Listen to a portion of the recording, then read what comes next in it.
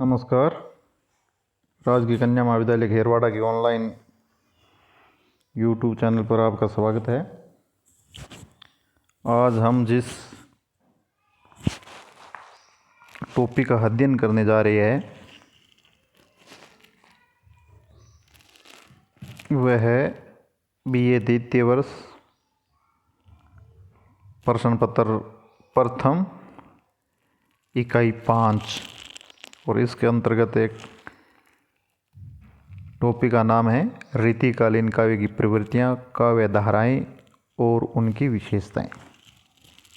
इनका अध्ययन करेंगे और ये टॉपिक थोड़ा लंबा है, हो सकता है 2 या 3 वीडियो में पूरा हो। हम इसे समझने का प्रयास करेंगे। हिंदी साहित्य का जो इतिहास है उसे प्रमुखतया 4 भागों में बांटा गया है। प्रथम काल है उसको आदिकाल, दूसरा है उसको भक्ति काल, तीसरा है उसको रीतिकाल और चौथा है उसको आधुनिक काल की संज्ञा दी गई है। और इस रीति काल का टाइम है आचार्य रामचंद्र शुक्ल के अनुसार इसकी जो समय सीमा है जो विक्रमी संवत 1700 से लेकर विक्रमी संवत 1900 तक। और इसी प्रकार डॉक्टर हजारी प्रसाद द्विवेदी ने इसकी जो समय सीमा मानी गई है वो ईस्वी सन 1700 से ईस्वी सन 1900 के बीच का लगभग 200 सालों का काल है। और हिंदी साहित्य में से रीति काल का नाम दिया गया है।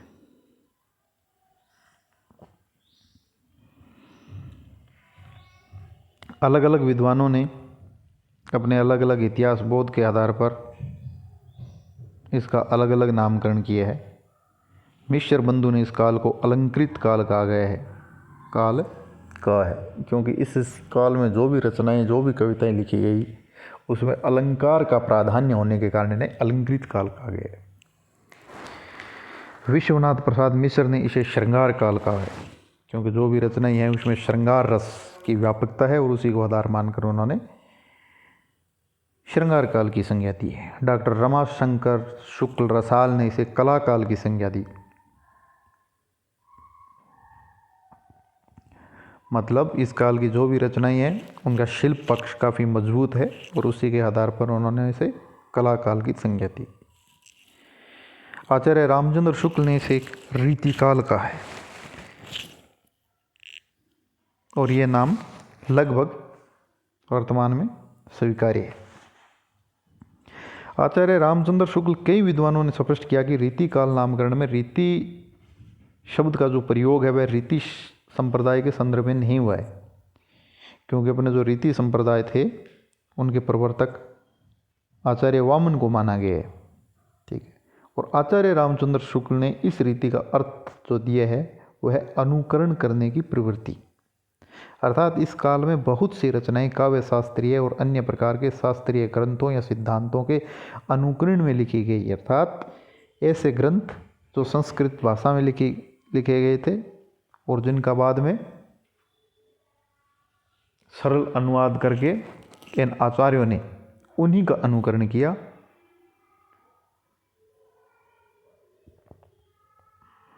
उदाहरण के लिए कुल्यमाला एक प्राचीन संस्कृत ग्रंथ था, उसका अनुकरण रीति काव्य में दिखता है।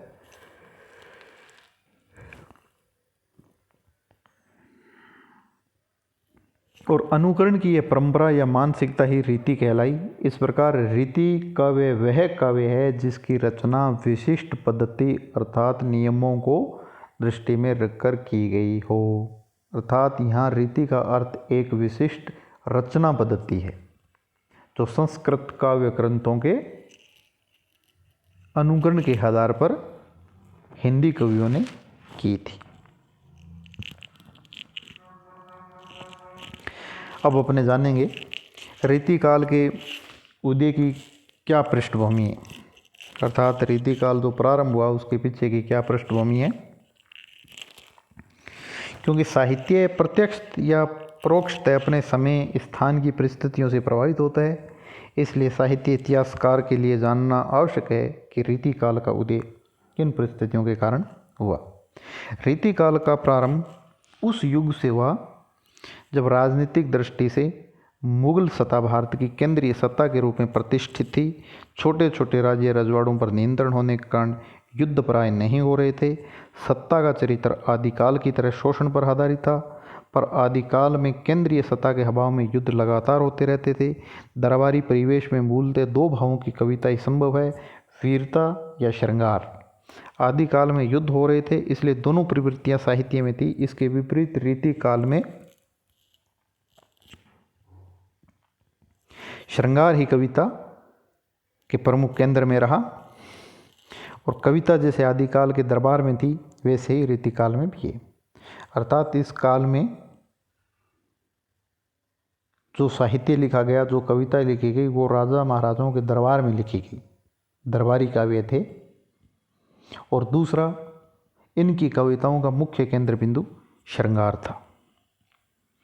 सामाजिक रूप से यह काल सामंतवादी स्थितियों का ही काल है। सामंतवाद में एक वर्ग भूमि का मालिक होता है तथा किसान भूमि पर खेती करते हैं जिनका कोई मालिकाना हक नहीं होता। इस प्रकार एक वर्ग बेहद परिश्रम करके भी शोषित रहता है, जबकि दूसरा वर्ग बिना परिश्रम किए बहुत अमीर हो जाता है। अर्थात कुल मिलाकर ये युग था, ये सामंतवाद का युग था जो शोषणकारी प्रवृत्तियों पर आधारित था। अतः रीतिकाल में एक ऐसी रुचि विकसित हुई और राजा और सामंत ये चाहने लगे कि वे शास्त्रीय ज्ञान से युक्त हो। ऐसी स्थिति में एक विकल्प यह था कि वे स्वतः शास्त्रों का अध्ययन करें, किंतु इस काम के लिए अपेक्षित धैर्य, विवेक, संयम उनमें होना संभव नहीं था। ऐसी स्थिति में रीतिकाल के कवियों के एक वर्ग ने दायित्व संभाला। उन्होंने संस्कृत के काव्य शास्त्रों तथा अन्य शास्त्रों में दिए गए लक्षणों या सिद्धांतों का ब्रज भाषा में अनुवाद किया और फिर उस सिद्धांत या लक्षण को राजा को समझाने के लिए उसके उदाहरण के रूप में कविताएं रची। यह परंपरा लक्षण ग्रंथ परंपरा कहलाती है तथा इस धारा में शामिल कवियों को कभी कभी आचार्य कवि भी कह दिया जाता है, और सामान्य रूप से यह धारा रीति काव्य कहलाई। आगे देखा जाए तो इस युग में फारसी काव्य परंपरा का भी हिंदी पर प्रभाव पड़ने लगा। फारसी काव्य परंपरा की प्रमुख विशेषता यह है कि कविताएं प्राय प्रेम के विरह पक्ष पर केंद्रित होती है तथा उसमें विरह की मात्रा बहुत अधिक होती है। इसके अतिरिक्त शायरी की प्रमुखता के कारण मुक्तक काव्य परंपरा का अभूतपूर्व विकास भी इस काल में होने लगा।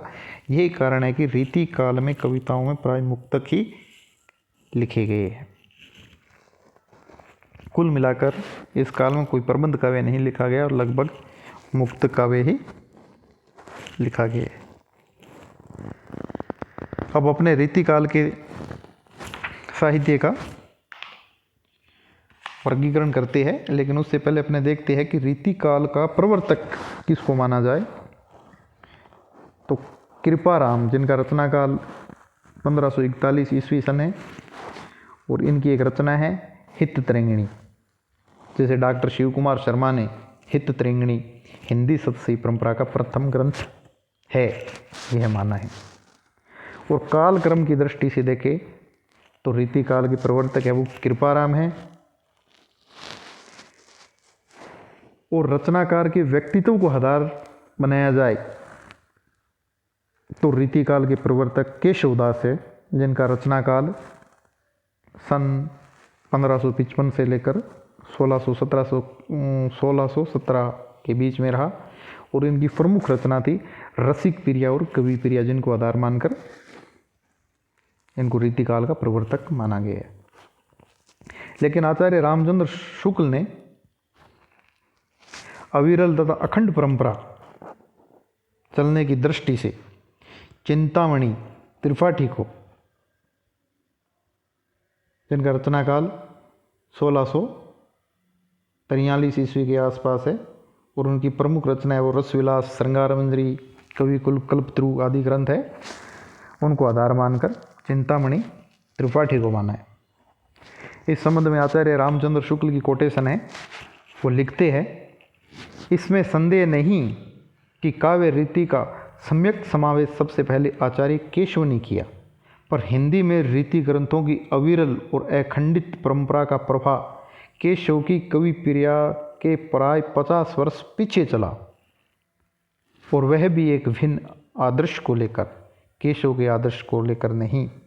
हिंदी रीति ग्रंथों की परंपरा चिंतामणि त्रिपाठी से चली, अतः रीति काल का प्रारंभ उन्हीं से मानना चाहिए। तो आचार्य रामचंद्र शुक्ल ने रीति काल का प्रवर्तक चिंतामणि त्रिपाठी को मानना है, जिनकी प्रमुख रचना काव्य विवेक, कवि कुल कल्पत्रु और काव्य प्रकाश और एक पिंगल छंद, उनके आधार पर इनको मानना है। अब रीतिकालीन साहित्य का जब वर्गीकरण करते हैं तो इसमें 3 धाराएं प्रमुखतः है। पहली है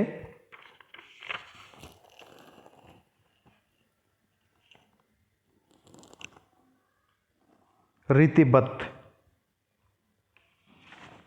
काव्यधारा, जिसके अंतर्गत रीति निरूपण संबंधी रचनाएं सम्मिलित की जाती है। अर्थात जो रीतिबद्ध काव्यधारा है, इसके अंतर्गत जो भी कवि रचनाएं करते थे उनको आचार्य की संज्ञा दी गई है, और इन्होंने अपनी रचना में रीति के जो विभिन्न अंगों का वर्णन है वो लक्षण ग्रंथ परंपरा के रूप में पहले एक लक्षण देकर फिर उसके उदाहरण के रूप में अपनी रचना प्रस्तुत की है। दूसरी आती है रीति सिद्ध काव्य। इसके अंतर्गत उन रचनाओं को सम्मिलित किया जाता है जो रीति तत्वों के आधार पर बिना लक्षणादि का विवेचन की गई है, और इसके प्रमुख कवि है बिहारी लाल। तीसरी है रीति मुक्त काव्यधारा। इसके अंतर्गत रीति तत्वों से मुक्त स्वच्छंद रचनाओं का समाहार है। इसी प्रकार रीति कवियों के वर्ग भी 2 है, 2 प्रकार की कवि है। एक है सर्वांग निरूपक कवि और दूसरे है विशिष्टांग निरूपक कवि। सर्वांग सर्वपलस अंग, अर्थात रीति के सभी अंगों का निरूपण करने वाले कवि, जिन्होंने काव्य के समस्त अंगों जैसे काव्य लक्षण, काव्य हेतु, काव्य प्रयोजन, काव्य भेद, काव्य की आत्मा, रस, ध्वनि, शब्द शक्ति, गुण, दोष, रीति, अलंकार, छंद, नायक नायिका भेद इत्यादि का विवेचन अपने ग्रंथ में किए है। मतलब सर्वांग निरूपक वो कवि है जिन्होंने साहित्य के सभी अंगों का वर्णन अपनी रचनाओं में किया है। सर्वांग निरूपक कवि में अपने उदाहरण दे सकते हैं चिंतामणि, कुलपति मिश्र, भिखारीदास, देव, अमीरदास और गवाल। अब आता है विशिष्टांग निरूपक कवि। विशिष्टांग निरूपक कवियों में काव्य के सभी अंगों का विवेचन न करके 3 महत्वपूर्ण अंग रस, छंद और अलंकार, इसमें से 1, 2 अथवा तीनों का निरूपण एक अथवा अनेक ग्रंथों में किए। अर्थात विशिष्टांग निरूपक कवियों ने साहित्य के जिन अंगों का निरूपक किया वो है रस, छंद और अलंकार। किसी कवि ने रस का निरूपण किया है तो किसी ने छंद का और किसी ने अलंकार का, किसी ने इन दोनों का या तीनों का। 1 या 2 अंगों तक ही ये कवि सीमित रहे हैं। रस में अपने उदाहरण दे सकते हैं मतीराम। नायक नायिका भेद में उदाहरण दे सकते हैं अपने कालिदास त्रिवेदी का। और अलंकार निरूपक कवि है उनमें मतीराम, भूषण, पद्माकर, जसवंत सिंह, गोप, रसिक सुमति, दुल्हे, सेवादास इत्यादि प्रमुख है। लेकिन जो प्रमुख नाम है वो मतीराम, भूषण, पद्माकर की है। और इसी प्रकार छंद निरूपक में देखते हैं तो छंद में मतीराम, राम सहाय, सुखदेव मिश्र का नाम उल्लेखनीय है। तीसरी काव्य धारा रीति मुक्त काव्य धारा, जिसके प्रमुख कवि है घनानंद, आलम, बोधा और ठाकुर। परीक्षा की दृष्टि से अत्यंत इम्पोर्टेंट प्रश्न है। क्वेश्चन ये है कि 4 रीति मुक्त कवियों के नाम लिखो, तो उनके नाम हैं घनानंद, आलम, बोधा और ठाकुर।